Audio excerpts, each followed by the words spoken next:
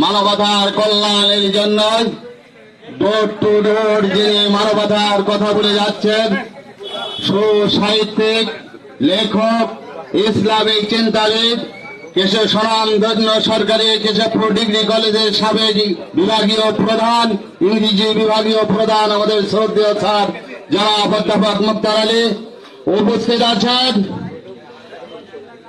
শিবিরের সাবেক কেন্দ্রীয় নেতা সাইদ ভাই, অ্যাডভোকেট আজিজুর রহমান এবং উপস্থিত আছেন যিনি কেশবপুরের গণমানুষের আন্দোলনের জন্য লড়াকু সৈনিক, যার সাথে থেকে একই সঙ্গে আমরা রাজপথকে আমরা প্রকম্পিত করেছি, সেই সাবেক নেতা, বাংলাদেশ ইসলামী ছাত্র শিবিরের সাবেক নেতা জনাব আব্দুল খালেক সহ-নেতৃবৃন্দ আমার সামনে উপস্থিত আছেন।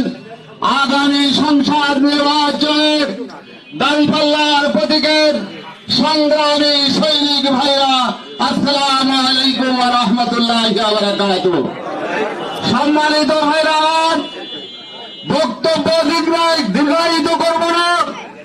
অসংখ্য বক্তা আমাদের মাঝে আছেন, তাদের মুখনিশ্চিত বাণী আপনারা শ্রবণ করবেন। তবে দুটি কথা না বললে নয়। সেদিন গত 17 বছর আমাদের উপর যে নির্মম যে নির্যাতন চালানো হয়েছে, এই নির্যাতনের ইতিহাস যদি লেখা হয়, বাংলাদেশের ইতিহাস একটি কলঙ্কজনক ইতিহাস রচনা করে গিয়েছে। বন্ধুরা আমার, আমরা এই ইতিহাসকে আলোকিত করব ইনশাআল্লাহ। আগামী ফেব্রুয়ারি নির্বাচনে দাঁড়িপাল্লার প্রতীকে মানবতার স্লোগান নিয়ে মানব দরদী যে নেতা অধ্যাপক মুক্তার আলী সাহেবকে নীরব ব্যালট বিপ্লবের মাধ্যমে আমরা এর জবাব দেব ইনশাআল্লাহ। রাজি আছেন তো বন্ধুরা আমার? যে নির্যাতন হয়েছে, এই নির্যাতনের কথা যদি বলি, এখান থেকে একটিও মানুষ অশ্রুসিক্ত সহ তারা যাবেন। সম্মানিত উপস্থিতি, আমাদের সামনে এখন বড় চ্যালেঞ্জ। যদি আপনার আমার কারণে যদি এই আগামী দিন আবার ওই ফ্যাসিস্ট জাতির উপরে চেপে বসে, তাহলে জাতি একটি অন্ধকার দিন যাপন করবে, অন্ধকার যুগের আবার সূচনা হবে। আমার ভাইয়ের রক্তের সাথে আমরা বেইমানি করব। সংগ্রামী সাথী বন্ধুরা আমার, 24শে আগস্টে ভাইয়ের রক্ত আজও ডাক দিয়ে বলে, পয়লা রক্ত দিয়ে এসেছি, আল্লাহর জান্নাতে প্রবেশ করেছি। তোমরা আমাদের অসমাপ্ত কাজকে আগামী সংসদ নির্বাচনে অধ্যাপক মুক্তার আলী দাঁড়িপাল্লা মার্কায় প্রতীকে ভোট দিয়ে এর জায়গা নিয়ে আসবে ইনশাআল্লাহ। বাংলাদেশ জিন্দাবাদ, জামায়াত ইসলামী বাংলাদেশ জিন্দাবাদ।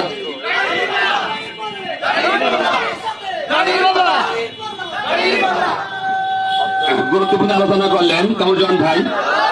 এ পর্যায়ে আজকের এই পথসভার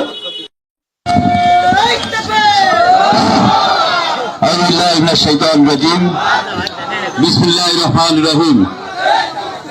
আজকে অবস্থিতব্য 11 নম্বর হাসানপুর ইউনিয়নের 8 নম্বর ওয়ার্ড কর্তৃক আয়োজিত বগামহলে এই পথসভার সম্মানিত সভাপতি, মঞ্চে আসীন উপজেলা নেতৃবৃন্দ, সামনে ভূমিষ্ঠ উপজেলা নেতৃবৃন্দ ও সামনে ভূমিষ্ঠ আমার বগা, নেয়ালপুর এবং সরিঘাটা এলাকার প্রাণপ্রিয় একান্ত প্রিয় ভাইরা, আমি আমার দাঁড়িপাল্লার প্রতীকের পক্ষ থেকে আপনাদের সকলকে জানাই সালাম, আসসালামু আলাইকুম ওয়া রাহমাতুল্লাহি ওয়া বারাকাতুহু। শুকরিয়া আদায় করি এই কারণেই, দীর্ঘ 1991 সাল থেকে আজ পর্যন্ত আমরা যারা এখানে আজকে উপস্থিত আছেন, যারা 1991 সালে দাঁড়িপাল্লার প্রতীকের নির্বাচন করেছিলেন, আজকে যারা এখানে উপস্থিত আছেন, সব তাদের সাথে থাকতে পেরে আল্লাহ রাব্বুল আলামিন যে থাকার তৌফিক দিয়েছেন সেজন্য আল্লাহর কাছে শুকরিয়া আদায় করি এবং আমরা সবাই বলি একবার আলহামদুলিল্লাহ। সম্মানিত প্রিয় ভাইরা, ইতিমধ্যে আমাদের দাঁড়িপাল্লার প্রতীকের যিনি প্রার্থী তিনি বক্তব্য দিয়েছেন, সে কারণেই আমাদের আর কোনো বক্তব্য থাকতে পারে না। তারপরে দুটো একটি কথা বলার জন্য সুযোগ করে দিয়েছেন, সে কারণে দু একটি কথা বলতে চাই। সম্মানিত ভাইরা, আজকে নির্বাচন নিয়ে আমাদের কামরুল ভাই বক্তব্য দিয়েছেন, আমাদের রাজ্জাক ভাই বক্তব্য দিয়েছেন অনেক সুন্দর, যে বক্তব্যের পরে আমাদের আর কোনো বক্তব্য প্রায় নাই। তারপরেও বলতে চাই, যারা বিভিন্নভাবে এখানে নির্বাচনে আসছেন, বক্তব্য রাখছেন, কথা বলছেন, যারা ষড়যন্ত্রকারীদের সাথে একমত পোষণ করে বাংলাদেশের 24শে আগস্টের 5ই জানুয়ারির যে আন্দোলন, যে হত্যার পরে যারা যে 2000 ছাত্র হত্যা করে যে আন্দোলন সফল করেছে, সেই আন্দোলন যারা নস্যাৎ করতে চায়, আপনারা সবাই জানেন যে তারা কোন দল। যে দলে যারা আজকে ভোট করতে এসে আজকে জামাত ইসলামের সাথে আজকে শত্রুতা করছে। আজকে 17টি বছর জামাত বিএনপি একটি সংগঠন ছিল, যে বিএনপির নাম বললেই জামাতের নাম আসতো, কিন্তু আজকে কি হলো, নির্বাচন করার কারণে আজকে জামাতের মধ্যে বিভিন্নভাবে ক্ষোভ প্রকাশ করছেন, কিন্তু পারবেন না। আপনারা ইতিমধ্যে পেয়েছেন ঢাকা বিশ্ববিদ্যালয় 53 বছর যারা কথা বলতে পারেনি, তারা আজকে ঢাকা বিশ্ববিদ্যালয় শাসন করছে সেই ইসলামী ছাত্র শিবির। যে জাহাঙ্গীরনগর বিশ্ববিদ্যালয় বাংলাদেশ স্বাধীনের পরে মনে হয় শিবির কথা বলতে পারেনি, সেই বিশ্ববিদ্যালয় এখন শাসন করছে শিবির।